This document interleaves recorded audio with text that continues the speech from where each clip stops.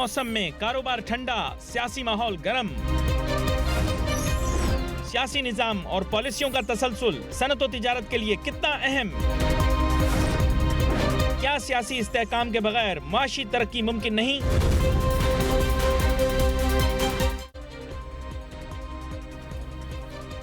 नाज़रीन, रुपया पैसा में आपको खुशामदीद कहते हैं। मैं हूं अली नासिर। आज जिस मौजू के हम ऊपर गुफ्तगू करेंगे वो है बुनियादी तौर पर हमारे मुल्क की सियासी सूरत-ए-हाल और उसके जो असरात मुरतब होंगे हमारी मईशत के ऊपर। हैरानकुन बात यह है कि किसी की शादी होती है या नहीं होती, इससे गरीब का पेट कैसे भरा जा सकता है, मुझे कोई समझा दे। या आपकी ज़िंदगी के हालात किस तरह से तब्दील हो जाएंगे, ये भी मुझे कोई बता दे। हुकूमत बहुत बड़े बड़े दावे करती है, लेकिन रिज़ल्ट क्या निकलता है उसके बारे में हम बात करेंगे।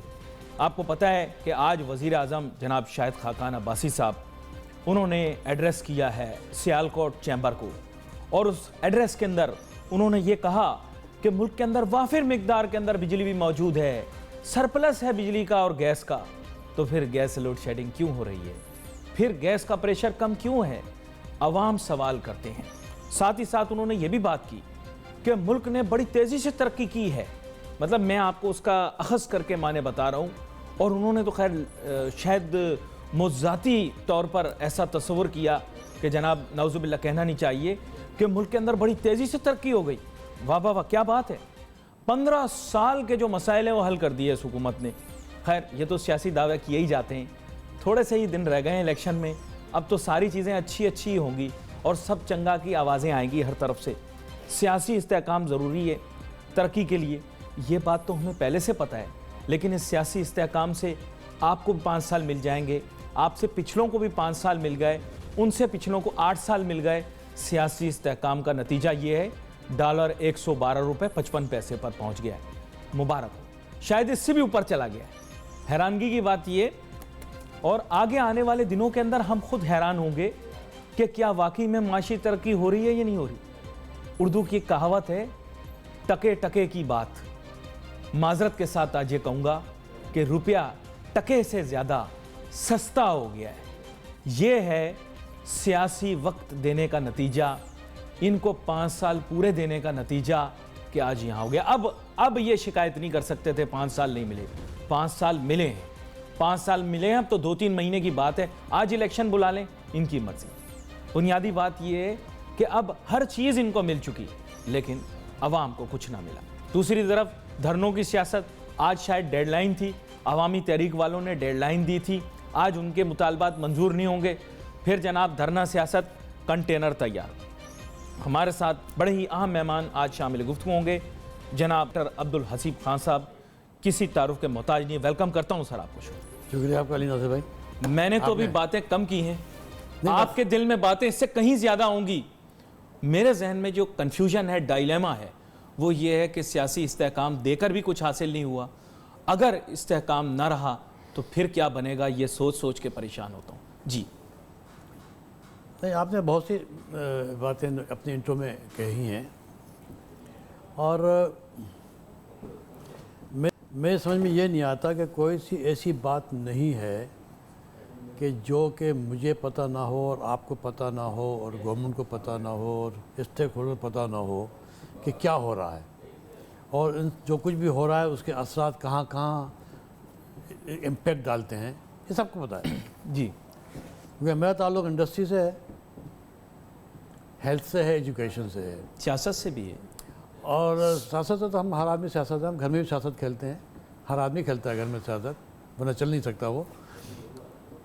सियासी में हमेशा सियासत करता हूँ मैं, और अगर मेरा ताल्लुक़ फेडरेशन से है या चैम्बर से है या एसोसिएशन से है तो वहाँ भी सियासत ही होती है, और हम उसमें से अपने आप को अलग नहीं कर सकते।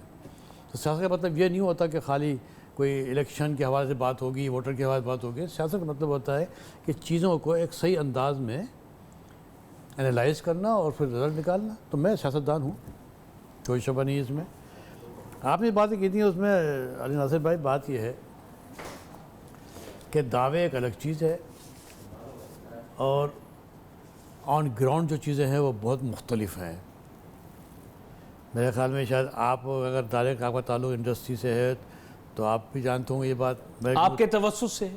मेरे तवज्जो से मैं तो क्योंकि लेबर से डील करता हूँ, एक्सपोर्ट करता हूँ, इम्पोर्ट करता हूँ, आम आदमी तक चीज़ें पहुँचाता हूँ, तो सर गैस इलेक्ट्रिसिटी सरप्लस है, दिल क्या कहता है, हकीकत क्या नहीं है? सरप्लस है। ईरान में होगी अपने आप, बहरान में होगी। नहीं पाकिस्तान में, पाकिस्तान में सर पाकिस्तान मुझे तो प्रॉब्लम है, तो मैं तो नहीं कह सकता कि वो, क्योंकि लोड शेडिंग भी होती है, हम जनरेटर चलाते हैं 1000 किलोवाट का, और अभी भी चला रहे हैं। हाँ अब तो उन्होंने तो दावा किया है कि जनाब हमने लोड सर, शेडिंग मैंने कहा खत्म कर दी, सर- हार पहन भी रहे हैं, पहना भी रहे हैं। सर दावे अलग चीज़ होती है, ऑन ग्राउंड रियलिटीज अलग होती हैं। देखें मईशत कोई एक खाली नाम नहीं होता, ये पूरा एक पैकेज है, और उसके अंदर फिर आपकी दो चीज़ें हैं, एक लोकल है, एक आपके एक्सपोर्ट है। दोनों के अलग अलग सिनेरियो हैं।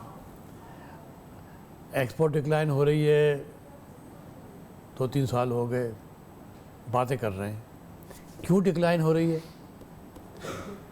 उसकी तरफ तवज्जो कोई है ही नहीं। मैं बोलूंगा अगर- तो आपके साथी भी नाराज हो जाएंगे, हो सकता है आप कुछ बोल दें, आपके साथी नहीं, दोस्त नाराज हो जाएं। मैं तो बात कर रहा हूँ अपना, मैं ज़्यादातर बहुत ही तल्ख आदमी हूँ, क्योंकि मैं झूठ मूठ तो बोलता नहीं हूँ, सच बात बोलता हूँ मैं, और मैं किसी पे इल्ज़ाम भी नहीं डालता। मैं भी ज़िम्मेदार हूँ, और कोई गलत काम हो रहा है हम सब जिम्मेदार हैं। अगर हमारी जो है हम ये बातें सुनते हैं, और इलेक्शन की बातें सुनते हैं, और मईशत की बात सुनते हैं, और पता नहीं क्या क्या सुनते हैं। मुझे नहीं पता 2 करोड़ 23 लाख बच्चा का स्कूल नहीं जा रहा, तो इससे जवाब कौन देगा?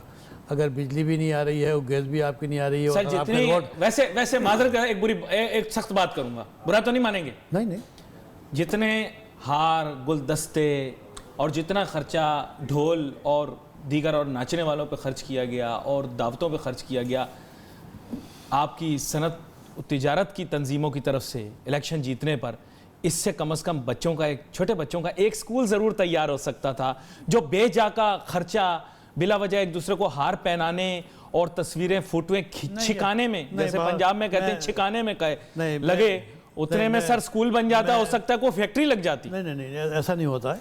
फैक्ट्री जब लगती है, और जब बच्चा स्कूल जब जाता है, जबकि सिविक सोसाइटी जो है वो बेशरम और बेगैरत ना हो, ये जिम्मेदारी बेगैरत की इंतहा है सिविक सोसाइटी के कि पाकिस्तान के अंदर 2 करोड़ 23 लाख बच्चा स्कूल नहीं जा रहा, तो वेयर इज सिविक सोसाइटी?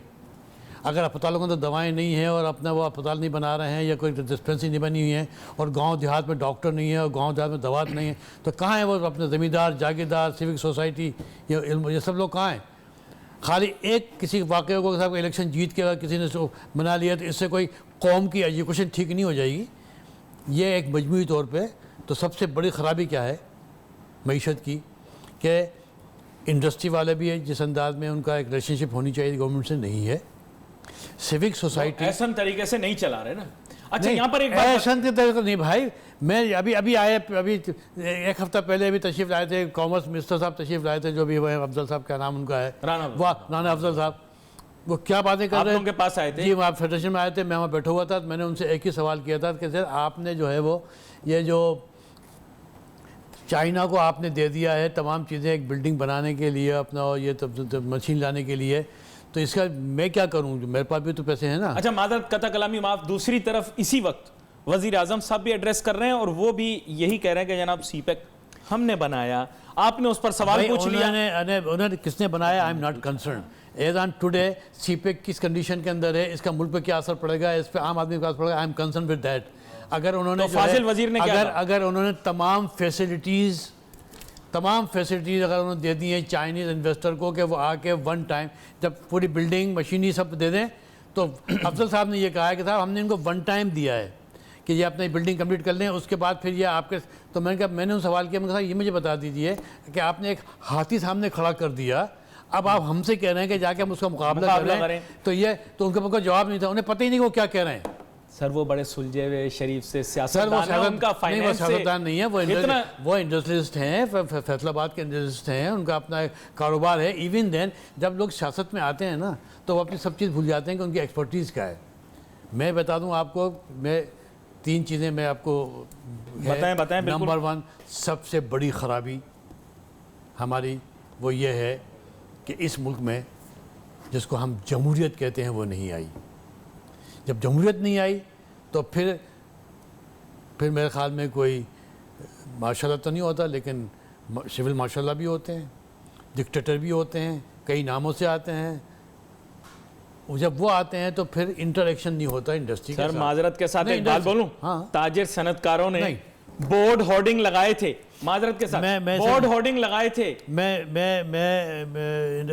बहुत सारे लोगों ने बोला अब तो आ जाओ, अब तो आ जाओ की तस्वीरें व्हाट्सएप पे शेयर की। हाँ तो ये अब तो आ नहीं, जाओ, ये अब तो आ जाओ। नहीं, आप जमहूरियत की बात कर रहे हैं, हम लेके नहीं आते। ये जब ये सिर्फ सियासतदान लेके आते हैं, इनका ताल्लुक इंडस्ट्री वालों से नहीं है। हमारे लिए जो आदमी जो है वो इतना इंपॉर्टेंट नहीं है कि जमहूरियत अच्छा है, जमहूरियत एक अच्छा निजाम है आपकी ताजिर सनतकार के लिए। इससे बेहतर कोई निजाम नहीं। अच्छी बात नहीं, मैं इत्तेफाक करता हूँ आपके साथ। अगर ये नाफिज हो जाए, और मैं ये कहता हूँ जिस मुल्क के अंदर अगर बल्दियाती निज़ाम नहीं है, काउंटी का निज़ाम नहीं है, तो आपका आम आदमी तक आपके नौसमात नहीं पहुँचेंगे। तो ये दोनों चीज़ें नहीं है इस मुल्क में। जमहूरियत इसलिए नहीं है कि डिक्टेटरशिप के ऊपर रिलेशनशिप नहीं होता, आवाम के साथ भी नहीं होता और इंडस्ट्री के साथ भी अभी नहीं क्या होता। निजाम है पाकिस्तान? अभी कोई निज़ाम जमहूरियत नहीं? है? नहीं, मैं कह रहा हूँ कि मैं जमहूरियत इसको नहीं मानता। इसको रिजेक्ट करते हैं, ये जमहूरियत नहीं। टोटल रिजेक्ट करता हूँ। अगर आपने इसको सपोर्ट नहीं किया बाय बल्दियाती निज़ाम और आपने जो है स्टेक होल्डर्स को ऑन बोर्ड नहीं लिया। इस निजाम का हिस्सा भी रहे हैं आप? नहीं, हम नहीं रहे। ज्यादा अरसा तो नहीं हुआ। नहीं, पहले आप मैं सेनेटर थे। 6 साल रहा हूँ। निकलवा लीजिए मेरी बातें, वहाँ पर अपने पूरी किताबें छपी हुई हैं, वहाँ पर हर सेशन की मेरी रिपोर्टें मौजूद हैं। और मैं हमेशा कहता था कि आप ये क्या कर रहे हो, गरीब आदमी की रोटी को आपने अगर नहीं पहुँचाई तो इसका मतलब है कि आपका सारा निज़ाम आउट हो गया। क्योंकि जब आप गरीब की रोटी, गरीब की सेहत और गरीब की तालीम की बात करेंगे तो उसके वजह आप बिल्डिंग खड़ी करेंगे और उसके हिसाब से आप फैसले करेंगे, उसके हिसाब से हम स्टेक होल्डर्स आपका ताउन करेंगे आपके साथ, तो बात बनेगी। As a loyal and patriotic Pakistani, इसी पे जोड़कर एक सवाल आपसे पूछता हूँ। बुनियादी तौर पर मुझे ये बताएं कि 4 दिन से इस मुल्क के अंदर कोई काम नहीं हो रहा, सिर्फ ये हो रहा है शादी हुई है, नहीं हुई है, किसके साथ हुई है, उसका किरदार कैसा है, क्या गरीब का पेट भरेगा इससे, क्या मुल्क की मईशत चलेगी इससे? नहीं, ये सिविल सोसाइटी, तमाम लोग इसमें इन्वॉल्व हैं, ड्राइंग रूमों के ऊपर, डाइनिंग रूमों के अंदर सारी बात यही हो रही है। आप मुझे बताएं क्या इसका हकीकत से कोई ताल्लुक? नहीं, ये सब बातें जो हो रही हैं माज़रत के साथ नासिर भाई, ये सिर्फ टीवी चैनल को हो रही है। मुझे तो टीवी चैनल से पता चला कि इमरान खान का भी हो गया, फिर टीवी चैनल से मुझे पता चला कि साहब वो कोई अपने उनकी ये ख़ानदान है, उससे मैं चला। पब्लिक को कुछ नहीं पता, मेरे पास मुझे नहीं कोई खबर आई अंदर के वो टीवी, और टीवी के पास ये कोई काम ही नहीं है सिवाय इमरान खान को प्रोजेक्ट करना या कोई भी हवाले से कोई चीज़ें हों। भाई मुल्क इस वक्त इकोनॉमिक के हवाले से इंतहाई ख़तरनाक पोजीशन पे है। मैं तमाम चैनल से दरख्वास्त करता हूँ कि खुदा के वास्ते अब ज़रा हक़ाइक़ पे बात कर लो, एक दूसरे के गिरबान पे हाथ मत डालो। तमाम सियासतदान चाहिए कि वो एक दूसरे के, इस वक्त आपने पता है कि हमारी क्या पोजीशन क्या इस वक्त अमेरिका के साथ, और वो अपना 2 कौड़ी का सब अपना सदर वो पाकिस्तान को धमकी दे रहा है और मैं एटम बम लिए बैठा हूँ और तमाम सियासतदान बिखरे हुए हैं। नहीं नासिर भाई, नहीं, आप बात करें बिल्कुल। इस पर आप नहीं बोलिएगा। अमेरिका के साथ इस वक्त जो हालात चल रहे हैं और जो इकोनॉमिक कंडीशन है इस वक्त, नासिर भाई, इस वक्त ये नंबर 1 प्रायोरिटी क्या है कि तमाम सियासतदान अपनी गंदगियों से हट जाएं, पाकिस्तानी बन जाएं, तमाम एक प्लेटफॉर्म पे बन जाएं। पाकिस्तान वो मुल्क है, किसी दूसरे मुल्क की हिम्मत नहीं है कि हमारी तरफ आंख उठा के भी देख लें मेरी आंख से। बुरा ना मानिएगा, यहाँ पर फिर एक बड़ी और सख्त बात कहने वाला हूँ।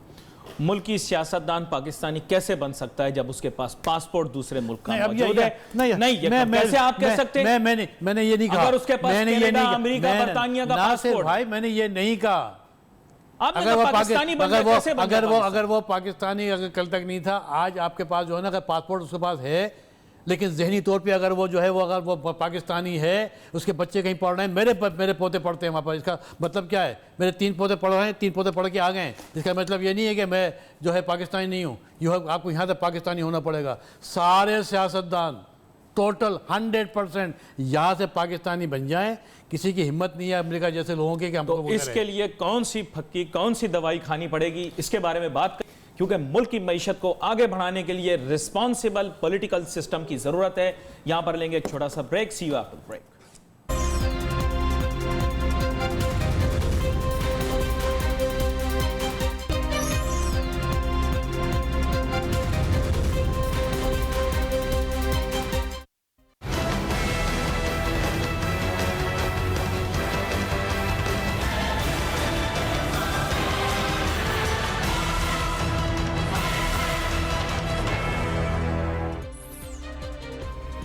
नाज़रीन, वेलकम बैक आफ्टर ब्रेक। अहम बात यह है कि साथ साथ वज़ीर आज़म साहब भी अपना जो है खिताब कर रहे हैं और उसमें कुछ अहम बातें कर रहे हैं। कुछ चीज़ें ऐसी हैं जो मुझे समझ आ रही हैं और कुछ चीज़ें मेरी समझ के बालातर हैं। उन्होंने ये कहा है कि जब से वो आए हैं मंसूबों का इफ्तिताह कर रहे हैं। इफ्तिताह तो हमने बहुत सारे देख लिए। फाजिल मोस्ट रिस्पेक्टेबल वज़ीर आज़म साहब तकमील हम देखना चाह रहे थे, और उन्होंने साथ साथ ये भी कहा है कि 1999 से लेकर 2013 तक कोई बड़े मंसूबे नहीं लगाए गए। खैर, यहाँ पर मैं अब क्या कह सकता हूँ, बहुत सारे लोग सियासतदान भी हैरान हो रहे होंगे, परेशान हो रहे होंगे। ख़ास तौर पे मुशर्रफ साहब प्रोग्राम देख रहे होंगे दुबई के अंदर अपने टेरिस पे बैठकर। वो सोच रहे होंगे कि मैंने 1999 से लेकर 2008 तक कुछ नहीं किया। खैर, वज़ीर आज़म साहब का तो यही कहना है। यहाँ पर मैं सेनेटर अब्दुल हसीब खान साहब की जानिब जाऊँगा। सेनेटर साहब, आपने बात सुनी वज़ीर आज़म साहब, साथ साथ आपकी बात के साथ साथ वो भी ख़िताब कर रहे हैं। उन्होंने कहा कि जब से मैं आया हूँ मंसूबों के फीते काट रहा हूँ, इफ्तिताह कर रहा हूँ, बड़े बड़े मंसूबे लगा रहा हूँ। कहाँ लग रहे हैं ये बड़े बड़े मंसूबे और इनकी क्या अफादियत है पाकिस्तान के लिए? कुछ मुझे भी बताइएगा, मेरी कम अकली की वजह से मुझे समझ में नहीं आया जी।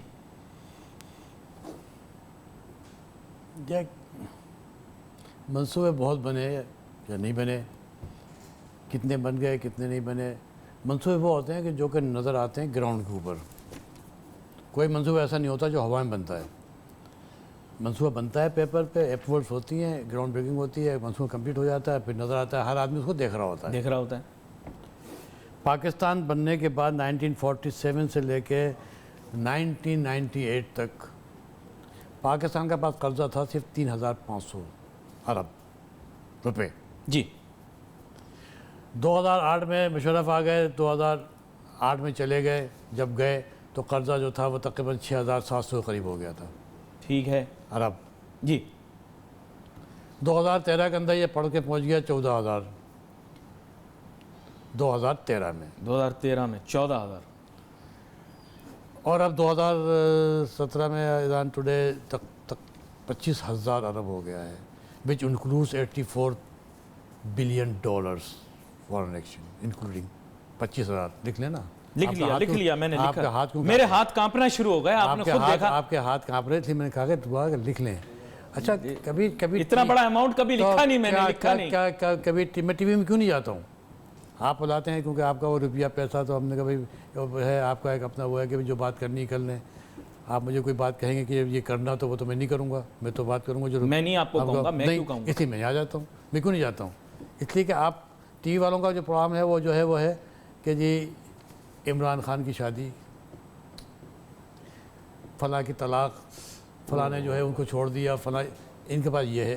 कभी इन्होंने पूछा कि यार जो 25,000 अरब और 3,500 पूरा 1947, जबकि हमारे पास लिखने का कागज़ भी नहीं था, पेन भी नहीं था उस वक्त, वो पाकिस्तान ने टोटल कर्जा लिया 3,500 अप टू 1998, और वो नज़र आता है। अपना जनरल साहब जब आए 65 के बाद जो इंडस्ट्रियलाइजेशन हुआ वो अयूब साहब के दौर में हुआ, तो सब मिला के 3,500। अब कोई नहीं पूछा 25,000 कैसे हो गया। अच्छा भाई, हाँ भाई बहुत तरक्की हुई ना, वेरी गुड यार, ये तो सच्ची की बात ही नहीं है। तो वो दिखा दो कहाँ लगाए हुए हैं आपने, टोटल कर लेंगे। 25,000 का आपने लगा दिया, इन्वेस्टमेंट किया है, कोई डैम बनाए हैं आपने, ये बनाई है, ये सब कुछ नहीं है और सब खामोश हैं। इसलिए मैं कह रहा हूँ मेरी इस वक्त सबसे बड़ी चीखो पुकार करते रहते हैं सर, कोई सुनता नहीं करते ना। मैं देखें कितना रोना गाना कर रहा हूँ। नहीं, मैं नासिर की बात नहीं कर रहा हूँ।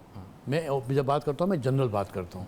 मैं नवाज शरीफ की बात नहीं कर रहा हूँ, मैं ज़हीर साहब की बात नहीं कर रहा हूँ। मैं क्या कर रहा हूँ 1947 से अब कितने लोग आए मुझे नहीं मालूम, आप जानते हैं बहुत सारे लोग हैं। तो फिर मैं तो आज की बात कर रहा हूँ कि 1947 में क्या था, आज क्या है आपका कि 25,000 मखूज हो गया। मैं बार 25,000 कहते हैं, मुझे अजीब सा महसूस अभी आपने 11.5 बिलियन आपने वो देना है, इंस्टॉलमेंट देनी है आपने मई के महीने में।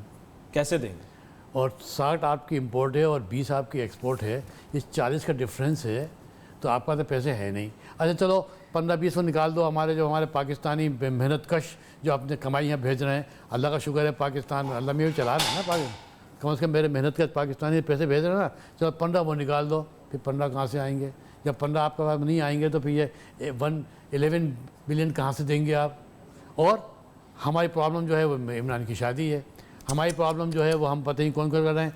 आपने 3,000 अरब रुपए गवर्नमेंट ने एक्सपोर्ट की बात की थी आपने, जी जी। सबसे बड़ी हर्डल गवर्नमेंट ऑफ पाकिस्तान है जिसने कि अमानत में ख़यानत की, बेईमानी की, क्योंकि हमारे 300 अरब डॉलर उसने काटे थे कि जब आप एक्सपोर्ट कर लेंगे तो आपको रिफंड हो जाएगा।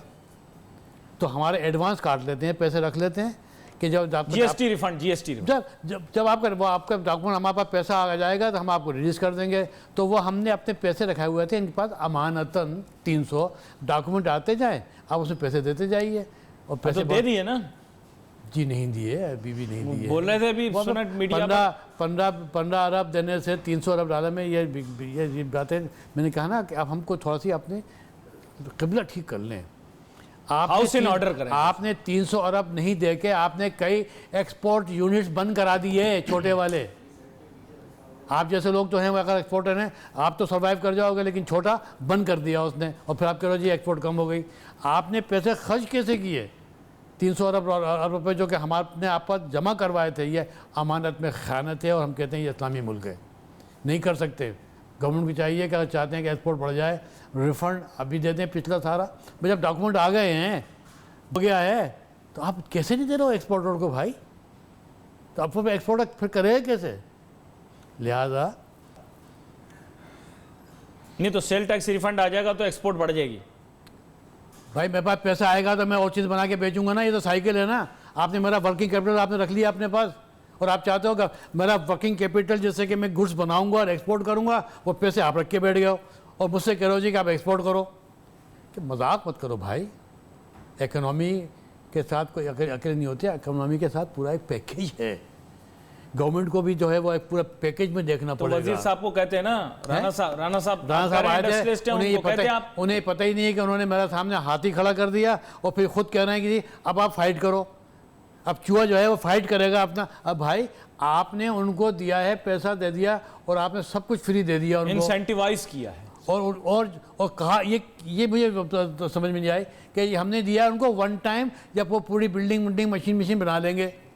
भाई उसके बाद फिर क्या चाहिए भाई? आपने खड़ा कर दिया एक पहाड़ मेरे सामने और फिर मैं अपना इन्वेस्टमेंट कैसे करूं? डू यू हैव नासिर भाई बता दें, डू यू नो कि we have the investment policy of the government of Pakistan till today? आज कोई है? We just have provisions. किसी भी आपके जितने बड़े जुगादरी आपके जो एंकर्स हैं, कभी किसी ने पूछा कि भाई बताएं अपना, बुलाएं मिस्टर कॉमर्स को कि भाई आपकी इन्वेस्टमेंट पॉलिसी क्या है?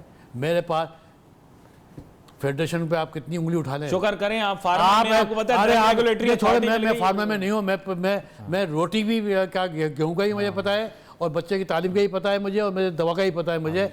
आपने बहुत बातें कर लेते हैं आप एंकर वाले बैठ कर ना, ज़रा कोई बात आ जाए तो फ़ौरन इमरान खान अगर शादी हो गई, अगर कोई इकोनॉमी फॉर हो गई, हमने कोई बात कर ली, फेडरेशन ऐसी। भाईजान जो फेडरेशन की आप बातें करते हो ना यहाँ बैठ के, ये तनख्वाह आपकी भी हम देते हैं। इस वक्त 4000 अरब टैक्स आपकी तनख्वाह में कट जाती है, इसलिए कोई प्रॉब्लम नहीं है आपको। हम देते हैं कमा के साथ 4000 अरब हम कमा के देते हैं गवर्नमेंट को, तो गवर्नमेंट चलती है और गवर्नमेंट हमसे बात नहीं करती है। और सारे एंकर जो है वो ये नहीं बता रहे साहब कि हम 4000 अरब देते हैं सालाना कमा के। अभी 30 जून क्लोज होगा ना तो 4 अरब पे क्लोज करेंगे, वो मैंने दिया है, मेरे लोगों ने दिया है। कभी किसी ने पूछा कि जो आपने जो इतने पैसे देते हो आप तो तभी तो आपके प्रॉब्लम्स के ऊपर डिस्कशन करते हैं ताकि आपको हाईलाइट करें। मैं नहीं रहा हूँ, मैं नहीं कह रहा हूँ। नहीं था मेरे ब्रेक कैसे जाएगा? अब एक बात खाली सुनने में जवाब दीजिएगा। उस ब्रेक के अंदर मैंने आपसे सवाल किया है, do you have any investment policy? अगर नहीं है, अगर है आपने बात क्यों नहीं की? Not that I have heard of. अगर नहीं है तो आपने क्यों बात नहीं की? आपका ताल्लुक नहीं, मैं भी करता हूं इस पे बात। ये बड़ी अहम बात की आपने कि इन्वेस्टमेंट पॉलिसी क्यों नहीं है, और अकेला मैं ही कहा शोर मचा रहा हूं कि सीपे के मुतालिक बात करें, इसको बेवतन होने से ना जोड़ें। लेकिन यहां पर मुझे एक छोटी सी ब्रेक लेनी है, ब्रेक के बाद वापस आते हैं और ये बात करते हैं। Let's take a short break.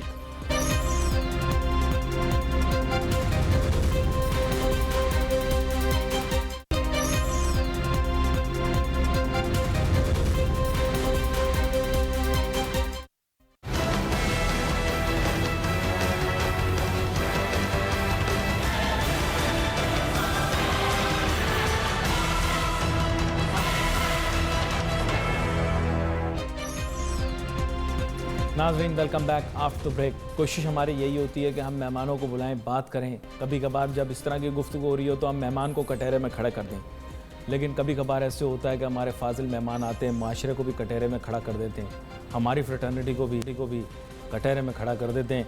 सवाल ये करते हैं कि जनाब वाला हम अपनी जिम्मेदारियां पूरी कर रहे हैं, लेकिन हम कोशिश करते हैं बिज़नेस इंडस्ट्री के तमाम इश्यूज़ को हम हाईलाइट करें। आज हमारे साथ सेनेटर अब्दुल हसीब खान साहब मौजूद हैं और बात यही हो रही थी ब्रेक पे जाने से पहले कि आखिर हम परफॉर्म क्यों नहीं कर पा रहे इकोनॉमिकली।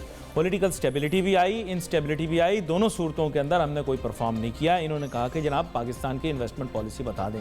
सर माजरत के साथ मुझे पता नहीं, मैं आपको क्या बताऊं। नहीं, अब मैं खाली बता दूं आपको, ये मैंने बताया था कि नहीं है, और मैंने बताया कि साहब कोई एंकर ही बात नहीं करता, कोई भी नहीं करता। तो मैंने कर दी कि मुझे नहीं पता ना सवाल। अब मैं आपको बता रहा हूँ कि जी बात ये देखें ना, इन्वेस्टमेंट पॉलिसी का मतलब क्या होता है कि मुझे मालूम होना चाहिए कि अगर मैं 100 रुपये लगा रहा हूँ तो ये 100 रुपये मेरे वापस आएंगे या नहीं आएंगे, यही होती है ना। एक हमारी इंडस्ट्री आपको 4,000 अरब दे रही है, तो उसके पास खरबों रुपए हैं इन्वेस्ट करने के लिए। 4,000 मैंने इसलिए कहा ना, 4,000 मैं इसलिए कह रहा हूँ कि 4,000 अरब कम नहीं होते, टैक्स की शक्ल में हम दे रहे हैं FBR को, और वो आपकी हुकूमत चल रही है। तो हम लोग वो हैं कि जो कि इन्वेस्टमेंट कर सकते हैं बिलियंस का। चाइना तो बहुत बाद में आए हैं। 4,000 अरब जो दिया है वो हमने दिया है पाकिस्तानियों ने, चाइना में इसमें शामिल नहीं है। वो तभी आएगा ना, अपने CPEC वगैरह सब आएंगे ना। तो मैं तो आपकी बात के साथ इत्तेफाक कर लेता हूं, लेकिन आपने ही ये कहा ना, देखें ताजिर सनतकार हुकूमत सबने कहा कि जो चाइना के ऊपर बात करेगा वो मौजे वतन नहीं है। नहीं, ये देखें सर, ये मुल्क की पॉलिसी ये बन गई कि जो चाइना के बारे में बात करेगा वो मौजे वतन नहीं। अब आप मुझे बताइए कौन सी पॉलिसी? नहीं, चाइना के खिलाफ बात करेंगे तो मैं भी यही कहूँगा कि वो मौजे वतन नहीं है, इसलिए कि चाइना का CPEC ये कोई मजाक नहीं है। CPEC is a gift of God. अब उसको अगर हमने ख़राब करना है, उसको हम अपनी नाअहली की बुनियाद के ऊपर अगर हमने उसके ऊपर जो है वो बग़ैर मशवरे के, मुझे नहीं पता जिस तरह मशवरा करना चाहिए था उनको फेडरेशन के साथ उन्होंने नहीं किया। दा भेजे में आपने बना दिया, जोन बना दिया है आपने दा भेजी के अंदर। दा भेजे से मिला हुआ रोड क्रॉस करके सीधे हाथ के ऊपर आपका जो है वो इंटरसेस जोन बना हुआ है। वहाँ मेरी ज़मीन है 7 एकड़, ओपन कर रहा हूँ।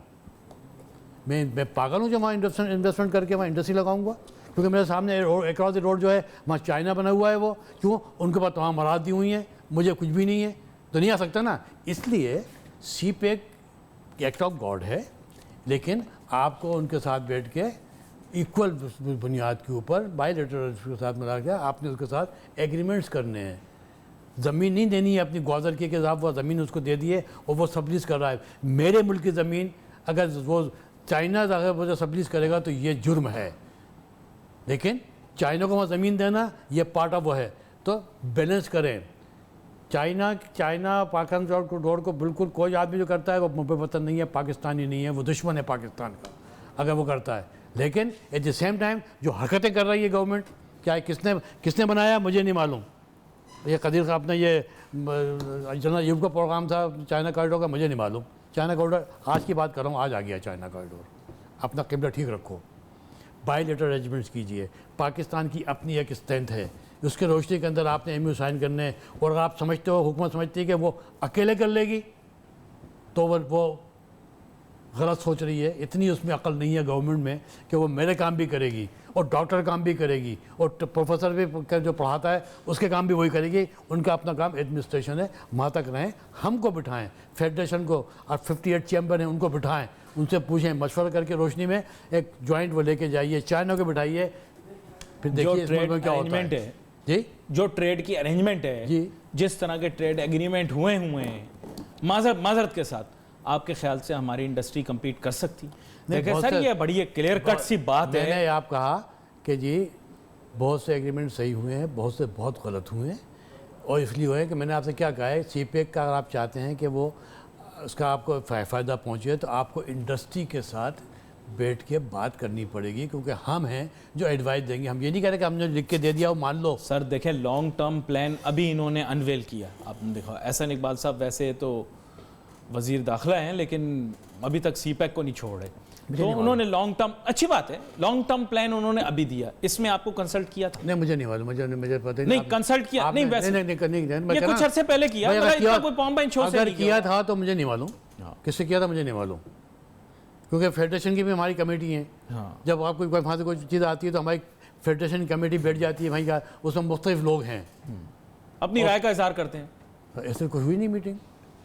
कोई बुकलेट आपकी नज़र से गुजरी हो? वो किताबें वहाँ से आती रहती हैं, लेकिन वो इससे थोड़ी होता है कि आपने तो अपने किताब छाप के भेज दिया कि हमने ये किया, हमने ये किया, हमने नो नो। हम कह रहे हैं कि जब कोई बात होगी तो वो चाइना पाकिस्तान गवर्नमेंट ये दोनों बैठेंगे, चाइना का स्टेक होल्डर भी होगा और पाकिस्तान का स्टेक होल्डर भी होगा जो कि फेडरेशन है। खाली कराची चैम्बर नहीं जाएगा, खाली लाहौर चैम्बर नहीं जाएगा। कराची चैम्बर वाले इतने एंगेज हुए हैं, उरंची कोई गया अभी तक? मैं कह रहा हूँ ये भी गलत है। काशगर कोई गया? सर ये भी गलत है। कराची चैम्बर वाला अकेले क्यों गया है? कराची चैम्बर आए तभी थे member of federation, Lahore chamber, Multan chamber. नहीं मादर के साथ वो आपको नहीं मानते ना? मैं तो नहीं मानते। वो 58 चैम्बर पाकिस्तान, वो कहते हैं वी आर लार्जेस्ट चैम्बर, या कोई भी हो, मैं तो यही कह रहा हूँ। और 58 चैम्बर हैं, वो मेंबर हैं फेडरेशन के, तो आगे बैठ के 58 चैम्बर बैठ के बात करें ना अपना सीपेक के ऊपर। तो आप उनको मानूस करें कि मुल्क की बेहतरी के लिए आप भी आकर बैठे हमारे पास। हम पर सब कुछ हम कर लें, चैम्बर भी ठीक हो जाए, हम भी ठीक हो जाएं। आप ठीक नहीं होगे, गवर्नमेंट ठीक नहीं होगी। एंकर भी अपना काम करें, इमरान खान से निकल के बस निकल आए। अब नई आगाही आ गई, निकल आए हम दूसरी तरफ। सर मैं तो इस तरफ गया यार, कल से थक गया हूँ, आप नहीं गए? सर मैं भी थक गया हूँ, यकीन करें। मैं खुद दिमाग मेरा खराब हो गया, गरीब का पेट नहीं भर रहा। कल से इमरान खान, अरे यार मेरा मुल्क है, वो ट्रम्प सारा धमकी दे रहा है, उल्लू का पट्टा, और जो हम जो सब कर रहे हैं अपने, वो सॉरी लेकिन नहीं सर, नहीं। अमेरिका जिस तरह हमारे साथ बिहेव कर रहा है, हमने बहुत कुछ खो दिया है। हमने अपने जवान शहीद करा दिए हैं, कोई मजाक नहीं है। हमने जो अपने झोंक दिए हैं डॉलर्स। मैं मान रहा हूँ इस बात को।